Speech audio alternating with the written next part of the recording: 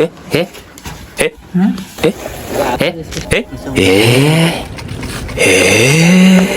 is my first vlog, so don't skip. তো সবার প্রথমে আমি আর ভাইয়া মুরগিগুলোকে বানাইতেছিলাম, আর এখানে কাউকে দেখতে পাচ্ছ না কারণ সবাই ফাঁকিবাজ। আর আমি মুরগিগুলোকে ধুয়ে রাখতেছিলাম, আটা দিয়ে রুটি বানাইতে হবে, তাই এখানে দেখতে পাচ্ছ যে আমার বড় ভাই সে কিন্তু আটা নিয়ে এখানে ছেড়ে খেলা করতেছে, আটাগুলো মাখাইতেছে, লবণ দিচ্ছে, আর এরপরে এটাকে ভালোভাবে মাখাচ্ছে, কারণ বারবিকিউর সাথে যদি রুটি না হয় তাহলে কি মজা হয় বলো।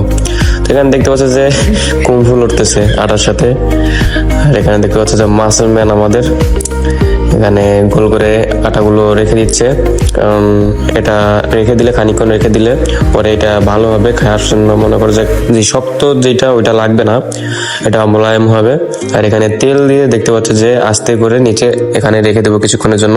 আর আমরা সবাই দেরি না করে উপরে চলে আসছি পাঁচতলার উপরে, কারণ এখানে আমরা আমাদের যে ছাদের উপরে যেই ফিলটা এটা পাওয়ার জন্য এখানে চলে আসছি আমরা।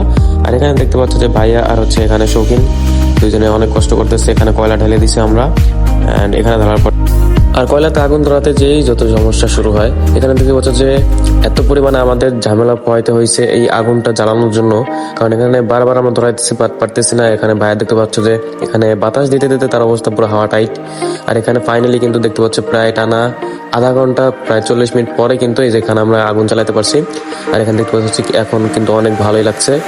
আর আমরা এখানে কোনো দেরি না করে কিন্তু আমাদের জালিগুলো বসাই দিচ্ছি। এখন এখানে আমরা আমাদের গোশ যেগুলো আছে এগুলো কিন্তু আস্তে আস্তে ছোট করে নিছি, কারণ ছোট করলে আরো ভালো হবে খেতে, আরো মানে কাঁচা কাঁচা যে ফিলটা ওইটা পাবো না আমরা। এখানে দেখতে পাচ্ছ যে এক এক করে আমরা সব যেগুলো আছে সবগুলো এক এক করে আমরা বসিয়ে দিচ্ছি এখানে।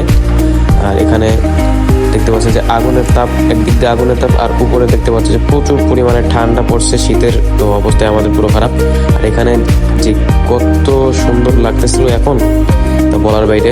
আর কিছুক্ষণ পরে দেখতে পাচ্ছি কিন্তু এখানে সব যে গোছগুলো ছিল সব কিন্তু অলরেডি আস্তে আস্তে হয়ে আসছে।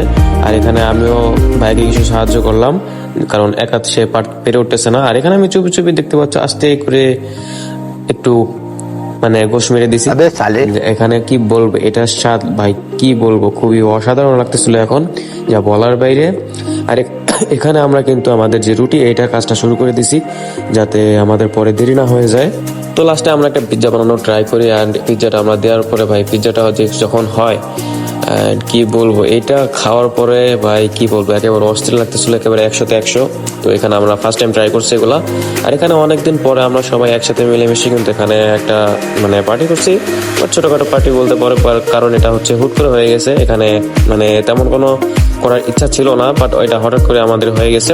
তো নেক্সট টাইমে যদি পাই তাহলে আরো বড় করে আমরা করব, বাট এখানে মানে হঠাৎ করে হয়েছে, তো এই জন্য বাজেট খুব কম ছিল, যার কারণে আমরা ঠিক সেভাবে সবকিছু করে পেরে উঠতে পারিনি। আর এখানে কি বলবো, মানে সবাই একেবারে খাওয়া দাওয়ায় ব্যস্ত। এখানে লাস্ট আমি যে ভিডিওগুলো ঠিক মতো করতে পারিনি। আর এখানে যে যার মতো পারতেছে, মানে কি বলবো, কোথা এত লেগে গেছে আর রাত অনেক হয়ে গেছে, তাই কেউ সামলাতে পারেনি, সবাই খাওয়া শুরু করে দিছি। ভিডিওটা যদি কারো ভালো লাগে থাকে অবশ্যই ভিডিওতে লাইক কমেন্ট শেয়ার সাবস্ক্রাইব করে দেবা।